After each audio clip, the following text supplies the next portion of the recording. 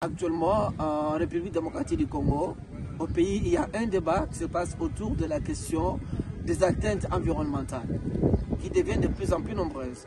Je voudrais donner ici une orientation parce que j'ai vu certaines personnes proposer la création d'un tribunal pénal spécial en matière environnementale pour les crimes environnementaux. Je voudrais rappeler trois éléments importants. Le premier élément, je voudrais inviter toutes les parties intéressées à lire mon ouvrage qui est intitulé « Traité des droits de l'environnement, perspectives congolaises » publié aux éditions Global Ethics à Genève. Et moi, c'est le professeur Kennedy Kihangi Bindu. Cet ouvrage est accessible gratuitement en ligne. Trois précisions que je voudrais donner. Dans cet ouvrage, vous allez trouver, je rappelle, le statut de Rome fixe déjà cette question et nous dit que les atteintes qui sont portées à l'endroit de l'environnement constituent des crimes de guerre. Je vous lisais l'article 8 du statut de Rome, vous avez tous les détails. Ça veut dire les atteintes causées à l'environnement, s'il s'agit de dommages causés à des biens à caractère environnemental.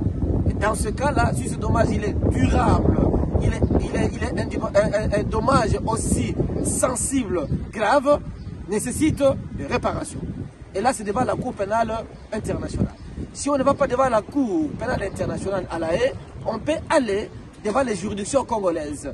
Ça veut dire le cours d'appel en République démocratique du Congo ont déjà la compétence de statuer en ces matières de crimes contre l'humanité, les crimes de guerre et le crime de génocide. Donc là, comme il s'agit des éléments de crimes de guerre, on peut aller devant la Cour d'appel dans une composition à 5 juges et elle peut statuer en ces matières de crimes de guerre.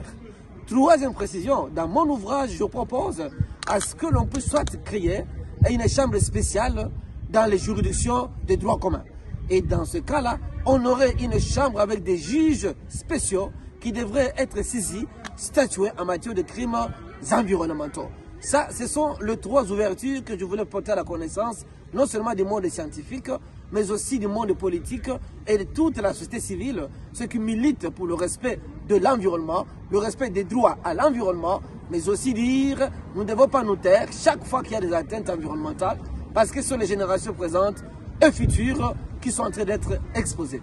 Merci de nous rejoindre dans ce débat et dans ces combats pour l'avenir de l'humanité.